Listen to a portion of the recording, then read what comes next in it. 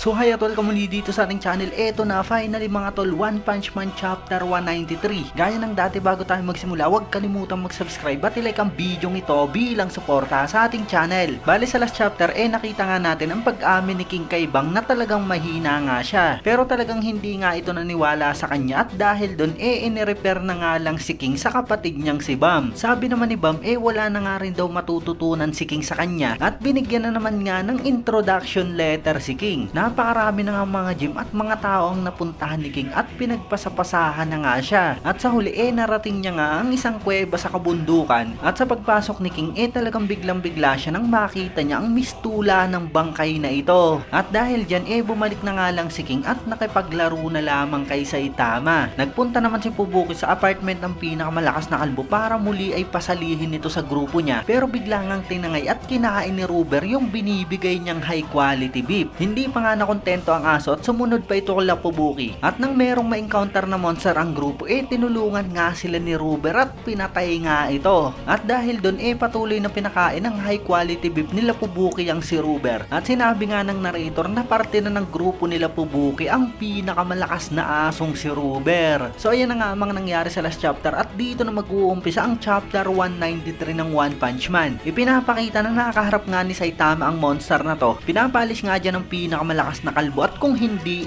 ipapakita nga raw sa kanya ang matinding kapangyarihan ng monster. Kapangyarihan nga raw ito ng Dragon Blood. Ipapakita niya ito sabay sugod nga ng monster kay Saitama. At kasunod nga niyan, ayan na nga, bagang! Napakabilis nga lang binanatan at winasak ni Kalbo ang monster. At dahil nga dyan humanga nga kay Saitama ang mga knights na to. Ang tinalo nga raw ni Saitama ay isa sa mga 9 warriors of Dragon Alliance Rancor. Isang suntok nga lang daw at talagang nakakamangha yun. Talagang nailigtas nga raw sila nito at tinanong nga nila dyan kung ano ang pangalan ng hero. Nagpakilala nga dyan yung si Saitama at tuwang-tuwa ang mga knights dahil sa hindi nga raw nanakaw ang Seal Stone. Yun nga raw yung seal sa Cruel Dragon at prenotektahan nga raw ito ni Saitama. At ang pagiging bayani nga raw nito talagang isusulat nila sa history. Sagot naman ni Kalbo hindi naman daw kailangan gawin yon. Sobra naman daw yun dahil sa napadaan nga lang daw siya dyan. Pero sagot nga ng mga knights talagang iniligtas nga raw ni Saitama ang mundo. Isang araw itong secret mission pero ipapaliwanag nila ang lahat sa nagligtas sa kanila. At dyan na nga nila ikwento kay Saitama ang alamat ng napakalaking dragon. Yun nga raw ay kumakatawan sa pagkawasak. Ilang araw pa nga lang daw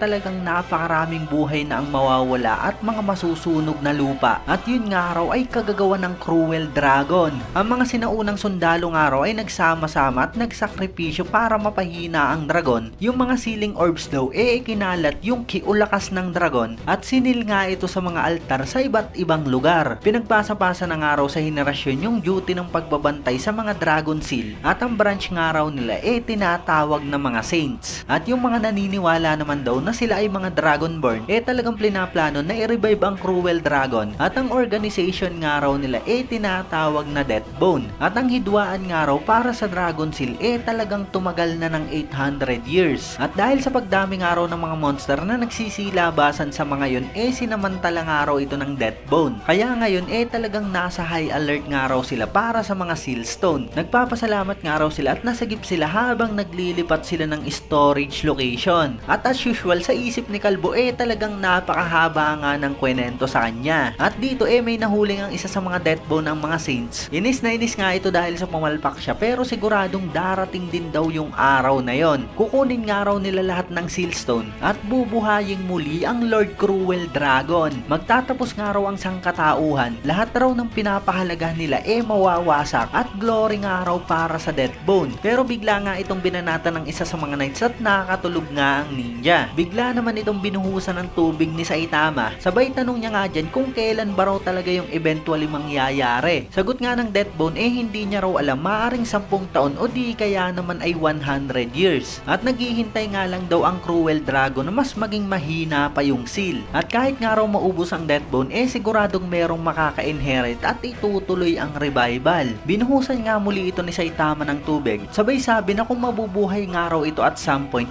bakit bakit hindi pa raw ngayon. Nabigla nga ang lalaking ito kay Saitama at nagtanong kung ano ba ang ibig sabihin niya. Sagot naman ni Kalbo kung para raw sa pagsisil nito pang habang buhay, bakit nga raw hindi na lamang i-revive at talunin na lamang ito ngayon. At nang sa ganun mas masisiguro nga raw yung magandang future. At talagang ibang-iba nga ang mentality ng pinakamalakas na kalbo. Para sa mga grupong ito talagang napakalakas ng Cruel Dragon. Pinaglabanan na nga nila ng 800 years ang pag-iingat sa seal ng dragon na yon. At ngayon ang gusto ni Saitama ay i-revive at talunin na lamang ito. Mula nga dyan itinakas niya nga ang Death Bone at sinabing ituro nga raw sa kanya. Kinuha na nga nila isa-isa ang mga seal stone. May nakalaban pa nga isa sa mga 9 warriors si Saitama. Tinalo niya nga rin ito pero hindi niya na nga dapat pang kalabanin dahil sa kakampi nga yun ng Death Bone. Pero anyway, nakompleto na nga nila ang siyam na mga seal stone. Sabi ni Saitama magmadali nga raw ang ninja at pupunta ang kaibigan niya at maglalaro pa sila. At mula nga dyan nagsagawa na nga ng ritual ang Death Bone para buhayin muli ang Cruel Dragon. Lumabas na nga rito ang sinasabing dragon. Sinasabi niya nga na yung hatred na naipon sa mahabang panahon pagbabayaran daw ng buhay ng lahat ng tao sa mundo. Sabay buga niya nga dyan ang napakatinding atake. Pero kasunod nga niya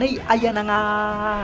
Bagang! Binanatan ni Saitama ang Cruel Dragon at sa isang suntok talagang wasak nga ito. At basically talagang tama yung naisip niya na imbis na isil ang dragon patayin na nga agad daw ito ngayon. At dahil dun wala nang problemahin pa yung mga grupong nag-aaway dahil sa seal ng dragon na yan. So talagang napakatindi nga ng pinakamalakas na kalbo. At kasunod nga niyan nandito na nga kung saan naglalaro na naman ng video game si Saitama at si King. Sinasabi dyan ni Saitama na akala niya nga raw yung mga sealstone at kulto nag-e-exist lamang sa mga laro at manga. At talagang meron nga raw na mga bagay sa mundong ito ang talagang hindi niya alam. At habang patuloy nga silang naglalaro may bigla na lamang nag-doorbell. At ang kumatok nga walang iba kundi si Flashy Flash. Sinabi nga nito na mukhang libre nga raw yang si Saitama. Tulungan nga raw siya nito para mahanap yang si Manako. Isa nga raw itong exotic animal mula sa Monster Association. At kung talagang kapaki-pakinabang daw yang si Saitama pwede nga raw itong maging disciple niya. At sabay sinarado na nga lang dyan ni Kalbo ang pinto niya. Nagalit nga si Flashy Flash at sinabing buksan nga raw ni Saitama ang pinto. Habang sa kabilang kwarto nakadungaw na nga si Genos at narinig niya nga ang sinabing disciple. Nagtanong naman si King sino ba raw yun at bigla na lamang sinarado ni Saitama ang pinto. Sagot naman ni Saitama nakakainis nga raw yun. Pero sigaw nga mula sa labas importanteng business nga raw ito. At pag hindi nga raw binuksan ang pinto ay sisipain niya na nga lang daw ito. At narinig nga rin nila na kinausap na ni Genos si Flashy Flash. Nagtanong nga ito kung ano ba ang ginagawa ng hero sa pintuan ng master niya. At nagtanong naman si Flashy Flash kung sino bang master ang tinutukoy ni Genos. Nandyan nga lang daw siya para i-meet ang A-class hero na si Saitama. At kung meron ba raw objection dun niyang si Genos. Sagot naman ni Genos kung may sasabihin nga raw ito sa kanya nga raw yun sabihin. Paikliin nga lang daw ito mga 20 word or less lamang. Sagot naman ni Flashy Flash bakit niya nga raw kailangan yun sabihin kay Demon Cyborg. At sabi naman ni Genos kung hindi nga raw tanggap yung decision umalis na nga raw ito. Dahil sa hindi nga raw deserve ni Flashy Flash ang makita yung master niya. Sagot naman ni Flashy hindi niya nga raw kailangan ng permission ni Genos. At tanong ni Genos kung pepwersahin ba raw ni Flashy Flash ang pumasok sa pinto. At kasunod nga niyan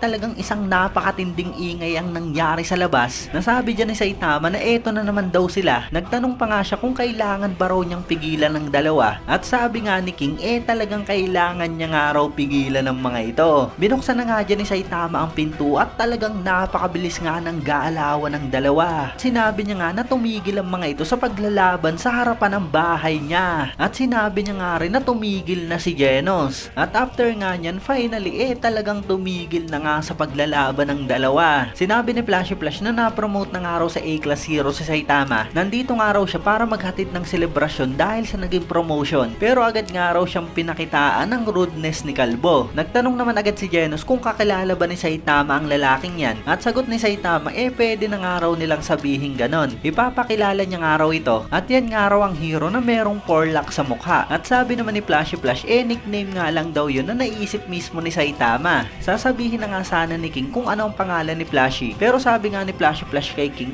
wag nga raw sabihin. Hindi nga nga raw ito matututo at hayaan na nga lang daw nilang maalala nito mismo. Sabi naman ni Genos, ano ba raw yung attitude na yan ni Flashy Flash? At parang nagkukunwari daw ito na parang isang master. Dito naman talagang nag-iisip si Saitama at ang first word nga raw ay kla. Mali nga raw yun at naisip niya ng ampla hanggang sa nabanggit na nga ni Saitama ang Flash. Pero sa huli ang sinabi niya nga ay clavicle smash. At dahil dyan talagang masama nga ang tingin ni Flashy Flash. At sabi naman ni Genos malapit naman daw. Galit na galit nga si Flashy at sinasabing sinasadya nga raw yun ni Saitama. Sabay pasok niya na nga dyan sa loob ng apartment ng pinakamalakas na kalbo. Isasarado niya na nga ang pinto at sinabing confidential daw ang pag-uusapan nila at umalis na nga raw yang si King. At ang aso naman daw maupo na lamang dun habang tinitingnan niya nga yang si Genos. At dito sa loob habang umiinom si Flashy Flash sinabi niya nga na dapat maging disciple niya yang si Saitama. Nakita niya nga raw sa underground yung athletic abilities na merong nag-uumapaw na potensyal. At sa ngayon maaring kalahati pa nga lang daw ng potensyal na yun ang nagagamit ni Saitama. At sa laban nga raw kung sakaling mag-guide niya ito hindi nila alam kung gaano lalago ang lakas niya ni Saitama. Sumilip naman agad dito si Genos at sinabi niya ngang rejected daw yon. Nabigla naman si Saitama at sinabing wag naman daw basta lamang sumisilip yang si Genos. Dagdag pa niya confidential nga raw ito at kung patungkol nga raw ito sa God makikinig daw siya. At dyan na nga sinabi ni Flashy Flash na una nga raw kailangan nilang mahanap si Manako. Sagot naman ni Kalbo ano naman daw ang gagawin nila pag nahanap nila yon? Papahirapan ba raw nila ito at papaaminin ng mga impormasyon? Sabi naman ni Flashy Flash depende nga raw yun sa magiging reaksyon ni Manako. Talagang gusto niya nga raw ng kahit napakaliit na clue patungkol sa God at si Manako nga raw ay isang valuable close contact. Intuition nga lang daw ito pero ramdam niya sa maliliit na impormasyon